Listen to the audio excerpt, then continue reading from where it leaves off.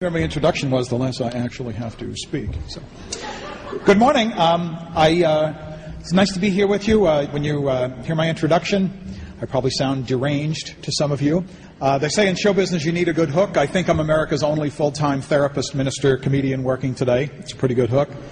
But I've pursued those professions separately and distinctly from each other. I certainly had some pretty interesting career clashes. In 1990, for example, I was working on the Lower East Side of Manhattan, New York City, where I'm from, and I was working at a crack cocaine clinic, working mostly with psychotic crack addicts. I don't recognize any faces. And then at night, I was the MC at the comic strip and Catch a Rising Star, and I was doing stand-up comedy at night, worked with a lot of people who went on to become television stars, and here I am with you, so we know how that part of my career went. Anyway. I've been on stage performing stand-up in New York City and had the pager vibrate on my belt, and that meant that after my stand-up set, I had to hustle off to a local hospital in New York where I was working as an on-call emergency room chaplain. If only the people in crisis knew where their sweating chaplain had just come from. I finished my gig. I'm here for you.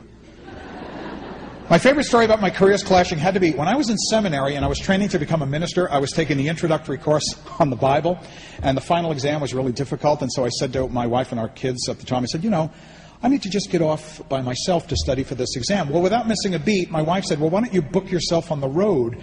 Now, what she meant by that is when you're a stand-up comic and you travel the country, and I come here to Austin or Dallas or, Chicago, wherever, and the club generally flies you in on a Tuesday, and you perform each night of the week at that club through the weekend. Now, if you've been to a comedy club, you know that a comedian's set only lasts about 45 minutes, and then you're done until the next night. It's the only job where you can say, I'm going to work, I'll be right back. So, at the time, I was opening for Aretha Franklin, and so my agent booked me during this Bible study week to open for her at the Tropicana Hotel and Casino in Atlantic City. So I went down to the Tropicana to open for her at night in the showroom and to study for my Bible exam in the day. Now, in my room, I had two big beds. One bed I was, sleeping in. The other bed I had about 10 or 15 books I was studying. The woman cleaning my room was giving me these kind of frightened looks, and I said to her, is something wrong? And she looked at the books and she said, I've seen every system for gambling there is here, but that is really sick. She thought I was using some bizarre biblical technique to gamble. I think I confused her more when I said to her, probably a little piously, oh, no, you don't understand. I'm studying to be a minister, and I'm here to study for my Bible exam. Yeah, at the Tropicana Hotel. What kind of a whacked-out denomination are you part of? Do you know what I became an expert in? And the reason I get onto TV and Nick at Night is inadvertently and unwittingly, I became an expert in popular culture. You think about my academic background combined with my performance background.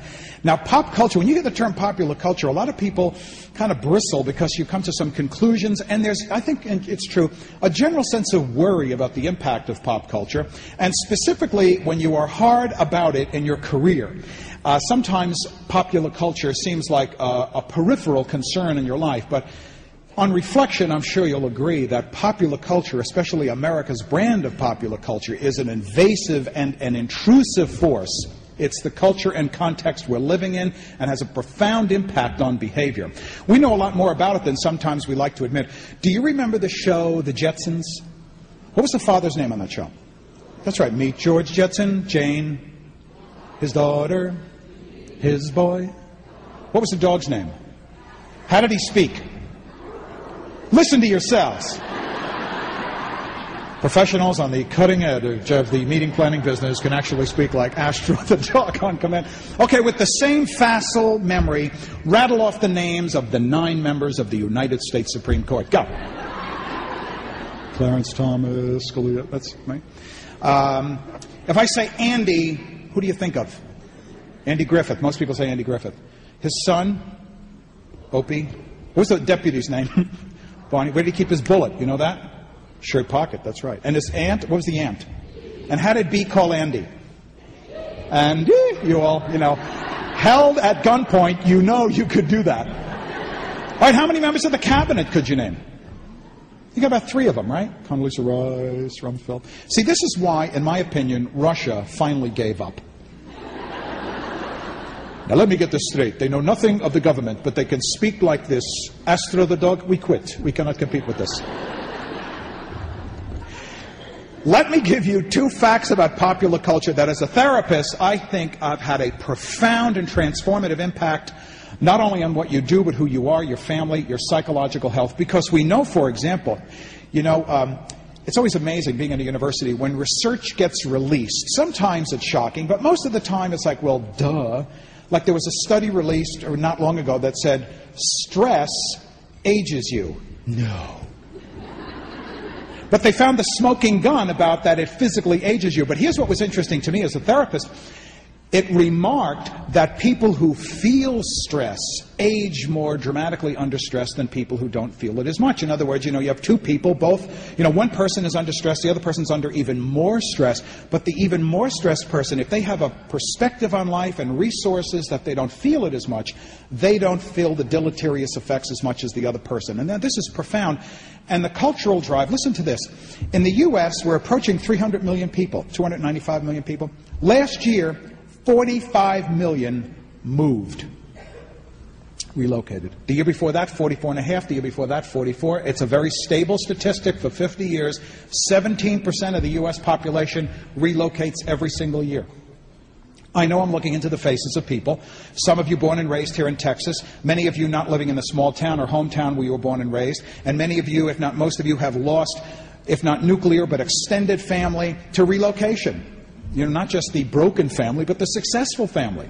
Those of you old enough to have children know that if you have children now, it could possibly anecdotally be that they will spend their life living around you, but you know as well as I do, you could be spending the rest of your life relating to your kids and grandkids who live 5 and 6 states away. Fact number 2, the average American watches 25 hours of television a week. That's the average. Now, if you're not watching 25 hours of TV a week, add up your TV time, your computer internet screen time, your computer work time, PDA time. You too may be looking at screens for about a day a week. Keep those 2 facts in mind. Just after the September 11th attacks in New York City, I spoke to the Lockheed Martin Corporation, the big defense contractor.